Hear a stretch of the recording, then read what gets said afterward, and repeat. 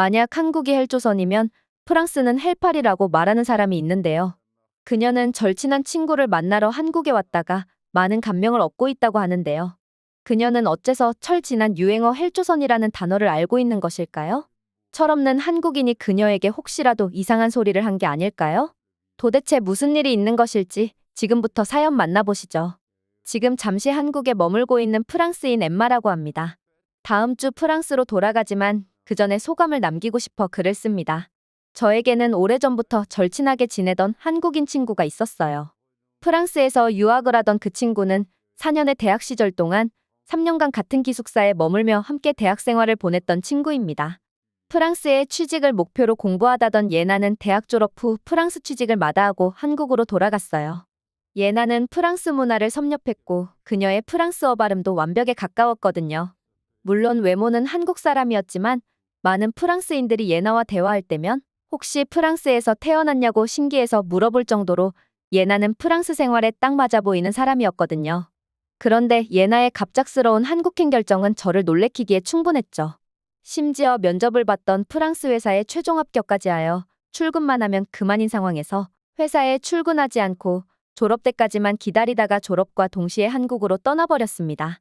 게다가 예나는 프랑스 회사에서 일해본 경험이 없는 것도 아닌데요. 예나는 중간에 1년 정도 휴학을 한 뒤 프랑스 회사에서 근무해보기도 했거든요. 오히려 학생의 신분 말고 사회인의 신분으로서 어떻게 행동해야 하는지 그리고 어떤 고충이 있는지 프랑스 사람인 제가 오히려 예나한테서 배우기도 했거든요. 휴학을 하지 않은 제가 예나보다 1년 먼저 졸업을 했고 저는 곧바로 취직을 했었습니다. 그리고 나름 괜찮은 곳에 취직한 저에게 예나는 많은 조언을 구하기도 했습니다. 예나가 한국 사람인 걸 알고는 있었지만 유창한 프랑스어 그리고 프랑스 문화를 잘 아는 예나가 이곳 프랑스 사회에 녹아들지 않을 이유는 없었다고 생각했었기에 그 충격은 배가 되었죠. 예나가 진심으로 떠나지 않기를 바라는 마음에 조금은 모진 말도 했던 것 같아요. 한국에 가서 돈벌이 해봐야 프랑스보다 잘 벌겠냐. 한국이 선진국 반열에 오른 것은 알지만 프랑스는 오래전부터 선진국 반열에 오른 나라고 한국은 더 성장해야 하는 나라 아니겠냐며 한국에 가게 된다면 여기보다 더 나은 삶을 살지 못할 것 같다는 그런 말이죠. 예나는 저에게 처음으로 화를 냈어요. 그런 말은 무례하다며 그렇게 말해서는 안 됐다며 말이죠. 예나의 말에 정신이 번쩍 들었고 그 자리에서 사과하기는 했지만 예나의 기분이 이미 상해버린 것 같았습니다. 제가 예나의 행동을 이해할 수 없어서 답답한 나머지 망언을 쏟아냈고요. 그 부분에 대해서는 아직까지도 미안한 마음이 있으며 올바르지 못한 언행이었다는 것에 반성하고 있습니다. 그리고 예나는 조금 충격적인 말을 하고 한국으로 돌아갔는데요. 이제는 상황이 변했다며 프랑스의 불편함을 감수할 만큼 프랑스에서 얻게 되는 경제적 이점이 있었지만 이제는 그런 상황 아니라며 말이죠. 프랑스에 거주하는 한국인 이민자들도 프랑스 생활을 정리하고 다시 한국으로 역이민을 가는 사람들이 많아졌으며 프랑스에서 얻게 되는 경제적인 수입이 더 높은 것은 사실이지만 세금을 제외하고 말도 안 되는 월세를 부담하고 나면 실제로 쓸 수 있는 돈은 극히 적다는 이야기를 했습니다. 그 이야기를 들었을 때 조금은 이해가 안 되기도 했습니다. 하지만 예나는 철저한 사람이고 나름대로 계산도 정확했을 것이고 말 못할 개인적인 사정도 있겠지라는 생각을 했습니다. 이렇게 이성적으로는 예나의 결정이 이해가 되기는 했지만 그래도 마음속 깊이 의문점은 남아 있었습니다. 그렇게 예나는 한국으로 갔고 외모만 한국인이지 프랑스인과 다름없이 느껴졌던 절친한 친구가 떠나가니 그 빈자리는 컸습니다. 속마음을 터놓고 이야기할 친구 한 명이 사라지니 저도 한동안은 힘들었던 것 같아요. 그리고 꾸준히 예나와 소식을 주고받으며 지냈습니다. 한국으로 간 예나는 한국의 좋은 회사에 취직했다면서 회사 일이 너무 바쁘고 해야 할 일이 많아서 적응을 하고 그리고 시간적인 여유가 생기면 한국으로 초대하겠다는 말을 했습니다. 예나가 만약 저를 한국으로 초대한다면 저도 곧바로 가겠노라 말하기도 했습니다. 예나와 있으면서 한국에 대한 이야기도 많이 들었고 게다가 최근에 한국을 여행 다녀온 회사 동료들에게서도 한국에 대한 이야기를 듣기도 했고요. 그리고 저보다 조금 더 어린 세대들 같은 경우 제가 미국 음악이나 드라마에 심취했던 것처럼 한국에 완전히 심취해 있는 사람들도 많으니 이제 한국은 이곳 프랑스에서도 꽤나 익숙하고 여행이라는 키워드, 음악이라는 키워드에서 한국이라는 말이 안 나올 수 없는 상황이 되었으니까요. 마음 같아서는 한국에 친구도 있겠다. 당장 휴가를 내서 가보고 싶었지만 예나가 조금 기다려달라는 말을 듣고 그냥 꾹 참으며 기다리고 있었습니다. 예나가 한국에서 취직한 지 1년이 넘어가던 시점, 예나에게서 반가운 소식이 들려왔습니다. 시간 내서 언제든지 한국에 오면 좋겠다는 소식 말이에요. 신입사원 시절이라서 거의 1년 내내 업무를 배우고 더 발전하기 위해 노력하는 시간이 필요했다며 그동안 여가 생활 같은 것도 하지 않았는데 이제는 후임자들도 들어오고 회사 체계에 익숙해져서 이제는 여가도 즐기고 이른 시간 퇴근도 한다고 하더군요. 저도 이 소식만을 기다렸다고 말하고 가장 빠른 일정을 잡아서 한국으로 가게 되었습니다. 3주간의 휴가를 제출하고 한국으로 가게 되었습니다. 저도 언제 한국으로 갈지 몰라서 그동안 휴가를 쓰지 않고 저축하고 있었는데 회사에서도 직원이 저축한 휴가를 쓰지 않으면 법적인 문제가 될 수 있기 때문에 저에게 빨리 휴가 좀 쓰라고 강요하던 때였거든요. 제가 3주간의 휴가를 제출하자 저희 회사 인사팀 팀장님은 안도의 한숨을 내쉬기도 했습니다. 그렇게 한국으로 떠났습니다. 많은 준비물이 필요하지는 않았습니다. 여분의 옷까지만 챙겨서 한국으로 갈 준비를 했습니다. 나머지 필요한 모든 것들은 예나가 준비해준다고 했고요. 가벼운 마음, 그리고 가벼운 짐을 챙기고 한국에 도착했습니다. 공항에서 예나를 만날 수 있었고, 1년 반이라는 짧으면 짧고, 길면 긴 시간 만에 재회였습니다. 한국 공항은 유럽 선진국 그 어디의 공항과 비교해서도 세련됨이 뒤처지지 않는 수준의 멋진 곳이었고, 이국적 느낌이 물씬 나는 이 분위기도 마음에 들었습니다. 벌써부터 한국 여행이 시작되었다는 생각에 설레었습니다. 게다가 절친한 친구와 시간을 보낼 수 있는 것도 너무나 큰 장점이었습니다. 우선 예나의 집으로 향했습니다. 공항에서 1시간 남짓 떨어져 있는 예나의 집은 서울 안에 위치해 있었습니다.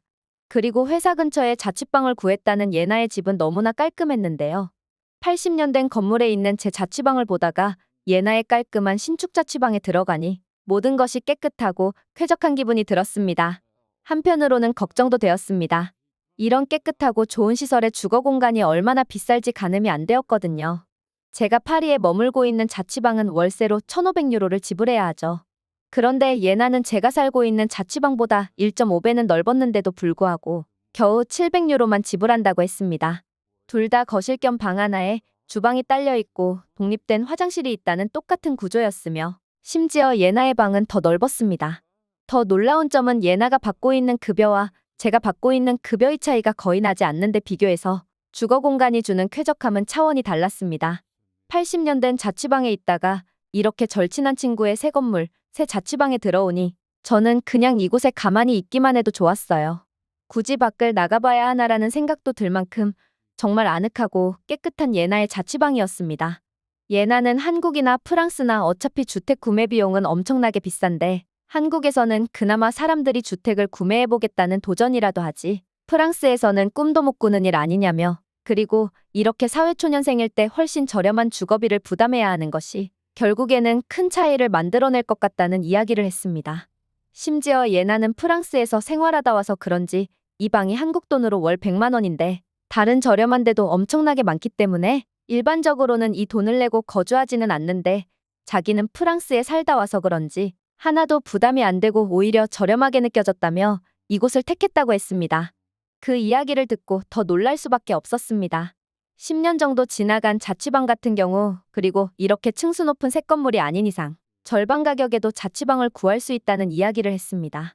제가 아직 서울을 다 돌아다녀 본 것은 아니지만 빈민가 같은 게 보이지 않기도 했는데요. 빈민가라면 몰라도 그런 가격은 불가능할 것 같았죠. 그런 곳은 빈민가가 아니냐며 질문을 했지만 한국의 저렴한 곳들은 아무래도 인프라 접근성이 조금은 떨어지겠지만 프랑스에서 생각하는 것처럼 그렇게 최악인 곳은 없다는 말도 해주었습니다.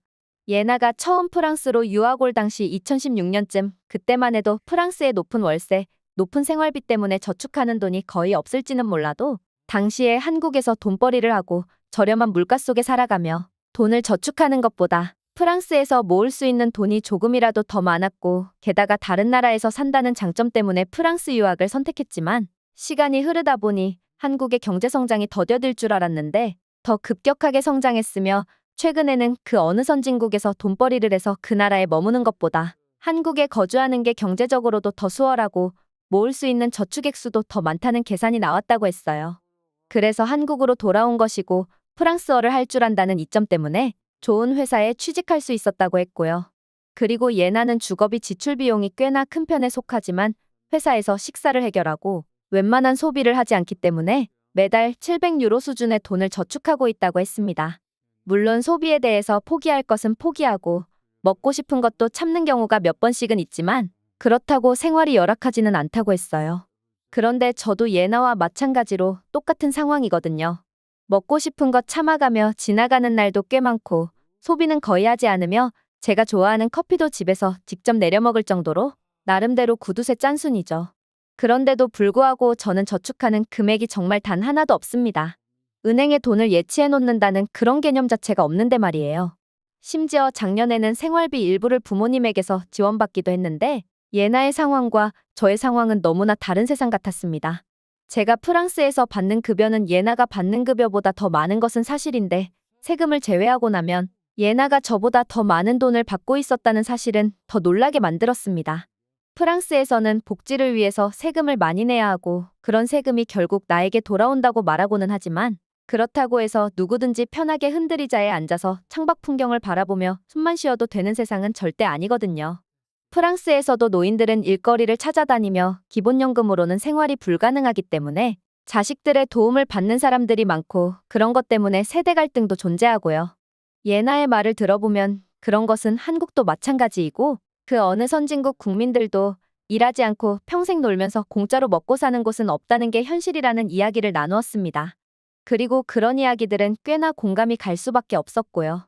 저는 예나가 프랑스 회사의 좋은 자리를 거부하고 한국으로 돌아온 것에 대해서 잘한 결정이라는 말을 할 수밖에 없었죠. 그리고 서울에서의 삶은 더 쾌적했습니다. 예나와 외출하며 서울의 곳곳을 누볐습니다. 프랑스 파리도 지하철 노선도가 굉장히 빽빽하게 들어차 있는데 서울도 마찬가지였습니다. 저희가 돌아다닌 대부분의 목적지 부근에 지하철역이 있었으며 이것은 프랑스에서 예나와 함께 여기저기 돌아다닐 때와 아무런 차이를 느끼지 못했습니다. 완벽하게 똑같은 시스템 같았으며 단지 한국적인 건축 양식, 한국적인 시스템들이 저에게는 이국적인 느낌을 주어서 그 자체로만으로 재미있고 행복했죠. 그리고 서울이 더 좋았던 점이 있습니다. 파리에는 고층 건물이 없어요. 과거 건축 양식에 맞게 건물을 지어야 하고 외벽이 유리도 된 고층 빌딩 하나를 세웠다가 국민들에게 온갖 욕을 먹고 파리의 미관을 망쳐버렸던 사례가 이미 20년 전에 있었기 때문에 특정 상업 구역 말고는 서울과 같이 엄청난 빌딩들을 세울 수 없어요. 그래서 한국에서는 모든 것이 밀집되어 있다고 느꼈으며 지하철역에서 내려서 걸어야 하는 거리도 더 짧았습니다. 모든 것들이 더 편리함에 맞게 설계되어 있고 프랑스 파리라는 오래된 도시가 주는 단점을 모두 극복해낸 것 같았습니다. 완벽하게 현대적인 구색을 갖추어서 설계된 도시 같았어요. 그리고 한국에서는 프랑스에서처럼 말도 안 되게 좁은 골목길이 없었습니다. 그런 곳은 빛도 잘 들어오지 않으며 빈민가 사람들이 숨어 있다가 그곳을 지나가는 멋모르는 관광객들에게 구걸을 한다던가 어떤 경우에는 범죄를 일으키는 경우도 많은 위험한 곳이죠. 하지만 한국에서는 애초에 그런 장소가 존재하지 않는다는 사실을 알게 되었습니다.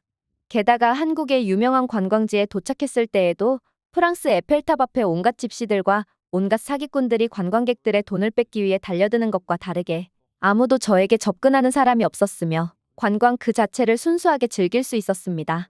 프랑스인으로서 참 안타까운 게 굳이 시간 내서 프랑스 파리로 놀러 왔는데 온갖 거지들과 사기꾼들, 소매치기범들이 난무하는 그런 상황을 이겨내고 꾸역꾸역 관광하는 모습을 보면 너무 안타까운 마음이 있었던 것과는 완벽하게 달랐습니다.